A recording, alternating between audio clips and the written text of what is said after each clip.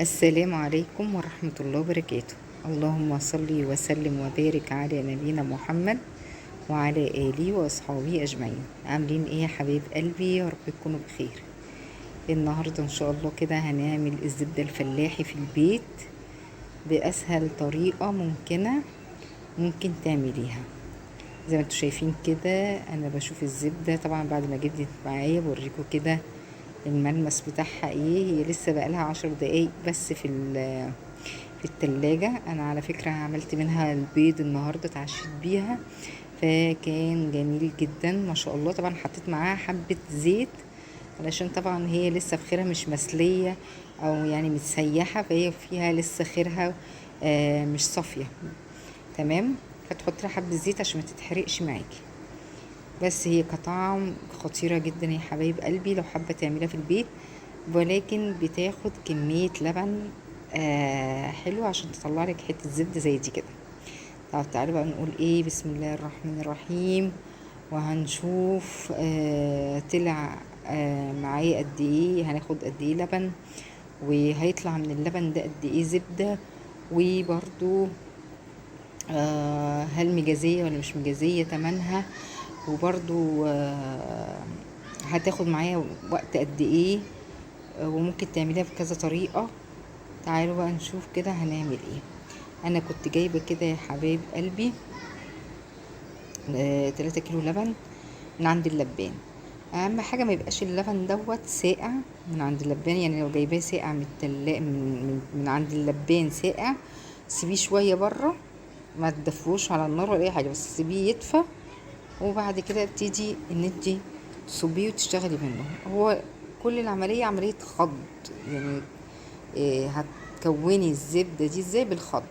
طيب انا هنا كان عندي العجان، حطيت المضرب اللي هو بتاع البيض او كريم شانتيه، وابتدي ان انا اخفق فيه ماشي في اللبن دوت.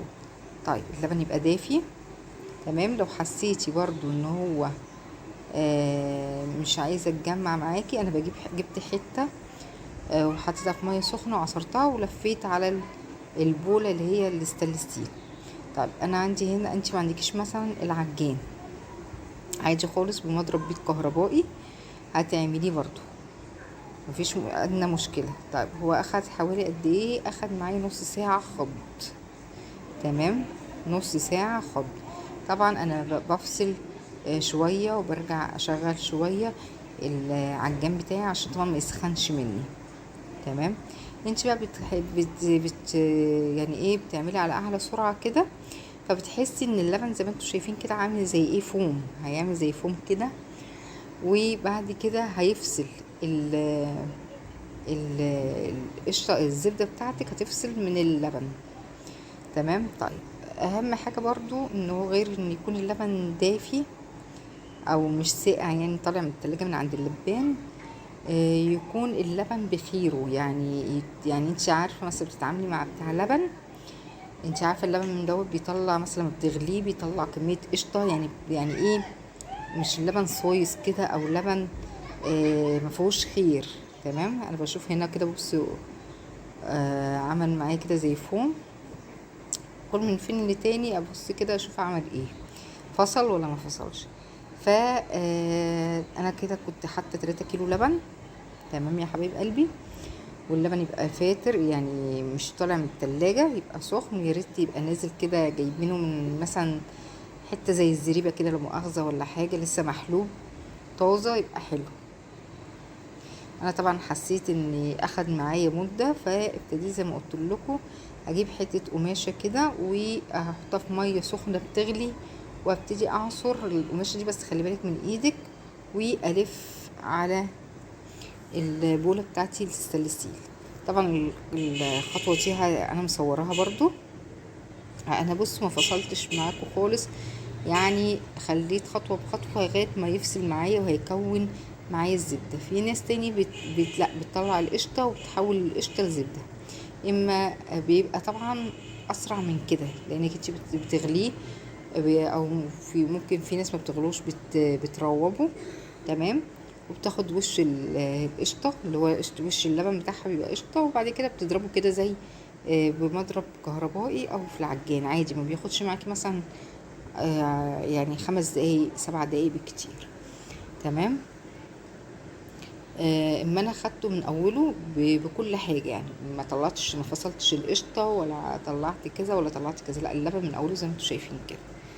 بس حاجه اهم حاجه يكون مش ساقع من التلاجة، يكون طازه، ويكون اللبن دسم. تمام، عشان يطلع اكبر كميه زبده منها. كده بقى حسيت ان انا يا حبيب قلبي ان اللبن ابتدى يفصل معايا شويه، ولكن اللبن اللي معايا دوت يعني تحسه هو يعني ايه، نص نص، ولا دسم جدا ولا ان هو سايس قوي. فعشان كده لما الزبده طلعت معايا طلعت كميه حلوه بس مش كميه 3 كيلو، يعني فاهميني كده. بص بحس بقى ان ايه، لا الدنيا ساقعه كده، هجيب الحته ساعتها وهلفها كل من فتره لفتره، احس ان القماشه بردت، اروح حطها في الميه السخنه اللي بتغلي واعصرها والفها حوالين العجان. انا طبعا ما جريتش علشان تشوفوا، او بصوا ابتدى يفصل ازاي معايا، بسم الله ما شاء الله. هي تجربه حلوه.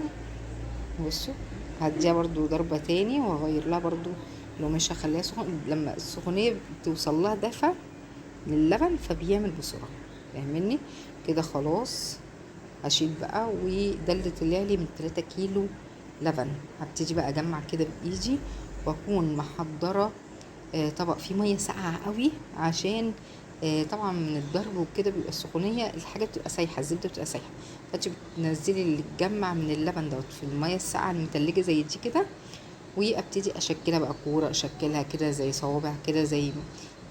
بصوا بقى يا حبايب قلبي، الزبده انا طبعا حطيتها شويه في الفريزر بالميه كده.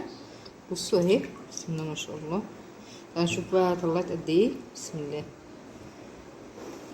يعني 153 جرام، يعني محصلتش الربع كيلو، قولوا كده يعني ايه 8 كيلو وشوية، ده من ال3 كيلو لبن طبعا. بصوا بسم الله،